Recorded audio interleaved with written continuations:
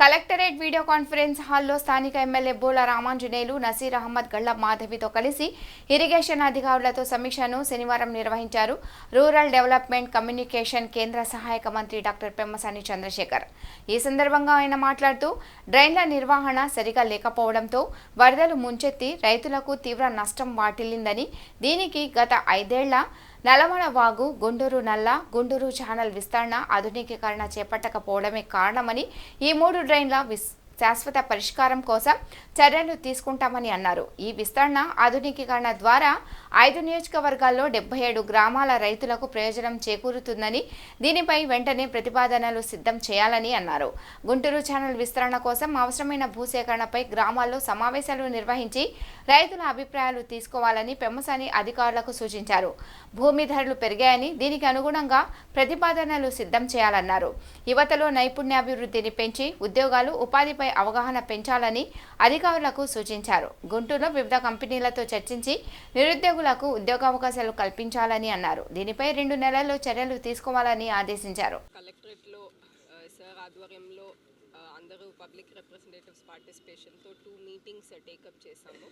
So first meeting మనకి మొన్న ఏదైతే హెవీ రెయిన్స్ తర్వాత కృష్ణాలో వరదలు రావడంతో మనకి గుంటూరు జిల్లాల్లో ఉన్న ఇరిగేషన్ నెట్వర్క్ అంతా బాగా దెబ్బతినింది.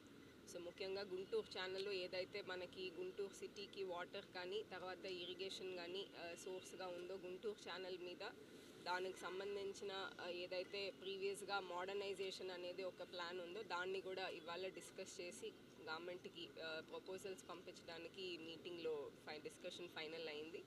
అదేవిధంగా గుంటూరు ఛానల్ ఎక్స్టెన్షన్ ప్రాజెక్ట్ ఏదైతే ఇంకా కూడా ఒక 28 కిలోమీటర్స్ ఎక్స్టెండ్ చేసి దాదాపు 48,000 ఏకర్స్కి అడిషనల్గా వాటర్ ఇవ్వడానికి సంబంధించి కూడా ముఖ్యంగా ల్యాండ్ అక్విజిషన్ స్టేజ్లో అది ఆగి ఉంది.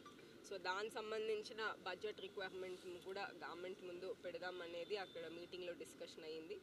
ఇదే కాకుండా మొన్న మనకి వర్షాలు పడినప్పుడు గుంటూరు ఏదైతే అవుట్ఫ్లో ఉందో గుంటూరు నల్ల, ఈ డ్రైన్ నుంచి వాటర్ ఓవర్ఫ్లో అయ్యి పొలాల్లో వెళ్ళిపోవడము, సిమిలర్లీ అదర్ డ్రైనేజ్ నెట్వర్క్ మనకు నల్లమడ డ్రైన్ నుంచి కూడా వాటర్ ఓవర్ఫ్లో అయ్యి బయటకు వెళ్ళడము, చాలా ప్లేసెస్లో బ్రీచ్లు పడడం. సో ఈ 2 ప్రాజెక్ట్స్ సంబంధించి కూడా మోడర్నైజేషన్ కానీ కొంచెం ల్యాండ్ అక్విజిషన్తో కూడిన దానికి సంబంధించి కూడా డిస్కషన్ అయ్యింది.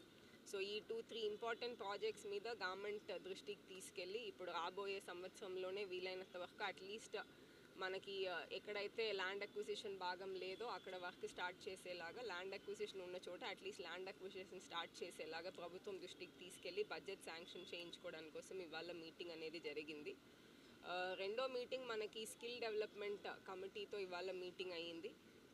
సో మనకి స్కిల్స్ డెవలప్మెంట్ సంబంధించి జిల్లా స్థాయిలో వేరియస్ ఏజెన్సీస్, డిఫరెంట్ డిపార్ట్మెంట్స్ వాళ్ళ 2 రివ్యూ ప్రోగ్రామ్స్ పెట్టుకున్నాం. గుంటూరు పార్లమెంటులో ప్రజలందరికీ మేలు జరిగేవి. ఒకటి ఇరిగేషన్కి సంబంధించినవి.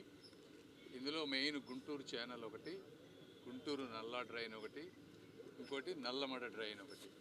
ఈ 3 డిస్కస్ చేసి, ఎందుకంటే ఎప్పటి నుంచో లాస్ట్ టైమే తెలుగుదేశం గవర్నమెంట్ ఉన్నప్పుడు అప్రూవ్ అయిన ప్రాజెక్ట్స్ వేరియస్ రీజన్స్ వల్ల తర్వాత జగన్మోహన్ రెడ్డి గారు వచ్చిన తర్వాత వాటన్నిటిని క్యాన్సిల్ చేయడం జరిగింది.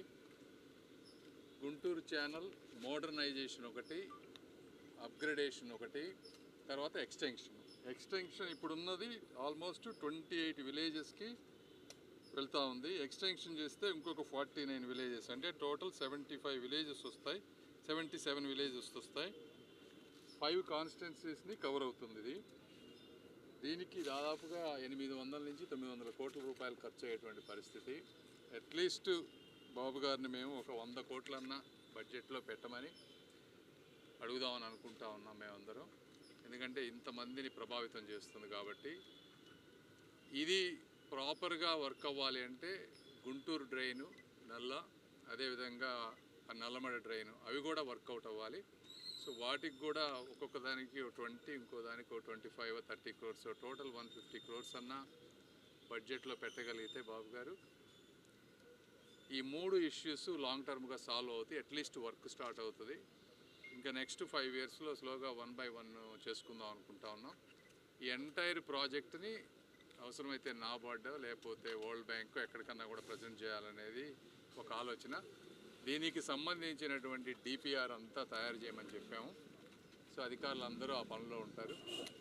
రెండోది, ఇది అయిపోయిన తర్వాత రెండొక review meeting skill development centres మీద. ఇప్పుడు సెంట్రల్ గవర్నమెంట్ కానీ స్టేట్ గవర్నమెంట్లో కానీ చాలా స్కిల్ డెవలప్మెంట్కి సెంటర్స్ కానీ దానికి ఫండింగ్ కానీ ఉన్నాయి. అయితే ఎఫెక్టివ్ యూటిలైజేషన్లో కొన్ని ప్రాబ్లమ్స్ ఉన్నాయి. ఒకటి, ప్రజల యాస్పిరేషన్స్, వాళ్ళు కావాలనుకునేటువంటి జాబ్స్, ఆ శాలరీస్ వచ్చేటువంటి జాబ్స్ ఎక్కువగా లేకపోవటం.